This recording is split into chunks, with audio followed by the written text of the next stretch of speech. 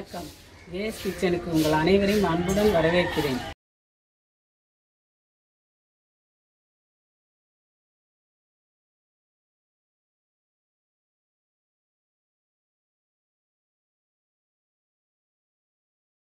இன்றைக்கி நம்ம இப்போ செய்ய போகிறது எக் மசாலா.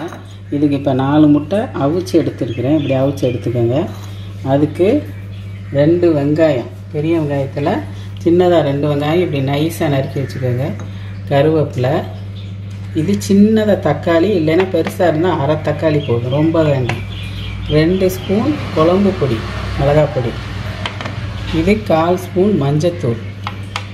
அப்புறம் இது தாளிக்கிறதுக்கு பட்டை, அன்னாசிப்பூ, கொஞ்சம் வாசனை இலை, சோம்பு, சீரகம், வெந்தயம், அப்புறம் தேவையான உப்பு.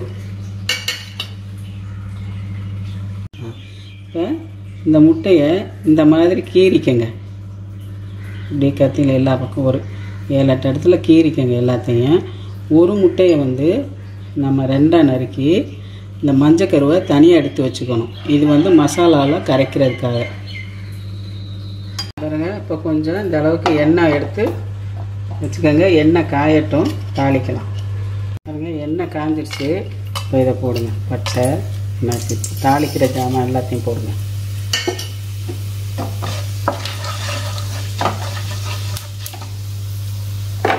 இப்போ இந்த வெங்காயம் கருவேப்பிலையை போடுங்க, போட்டு வதக்குங்க.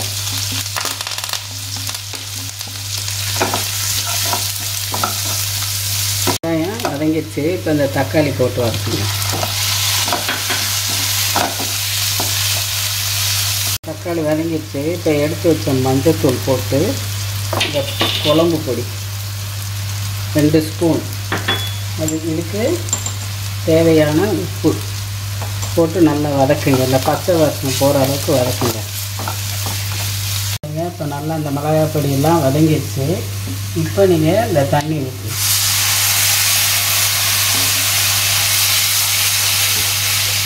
ஊற்றி கொதிச்சோன்னா மூடி வச்சு கொஞ்சம் மீடியம் ஃப்ளேமில் ஒரு 5 நிமிஷம் வைங்க.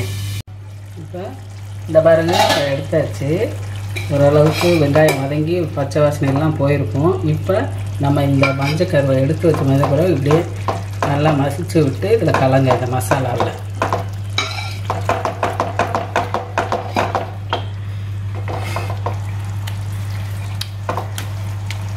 பாருங்கள். இப்போ இந்த மஞ்சக்கருவை நல்லா மசாலாவில் கலந்தாச்சு. இது இப்போ இந்த மசாலா டேஸ்ட்டு கொடுக்கும். அதுக்காக இந்த மஞ்சக்கருவை கலக்கணும். இப்போ நம்ம இந்த எடுத்து வச்ச முட்டையை கலப்போம். போட்டு இந்த மசாலா கிரேவி மாதிரி வர்றாப்புல அந்த பதத்தில் எடுத்துக்கலாம். கொஞ்சம் கொதிக்கட்டும். பாருங்கள், இப்போ அந்த கிரேவி சைஸில் வந்துருச்சு. இப்போ நீங்கள் அடுப்பை நல்லா சிம்மில் ஒரு 5 நிமிஷம் போடுங்க. நீங்கள் இந்த முட்டை முழுசாக இல்லைன்னா 2ஆக நறுக்கியும் போட்டுக்கலாம். நல்லா சிம்மில் போடுறதுனால இந்த மசாலாலாம் கொஞ்சம் நல்லா இந்த முட்டைக்குள்ளே சாரும்.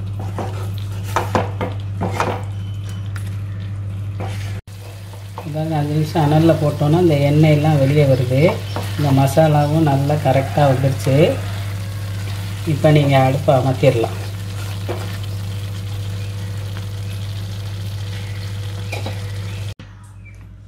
இது பாருங்க, முட்டை மசாலா ரெடி ஆயிடுச்சு. நீங்களும் செஞ்சு பாருங்கள். இந்த வீடியோ உங்களுக்கு பிடிச்சிருந்தா லைக் பண்ணுங்கள், ஷேர் பண்ணுங்கள், சப்ஸ்கிரைப் பண்ணுங்கள். நன்றி, வணக்கம்.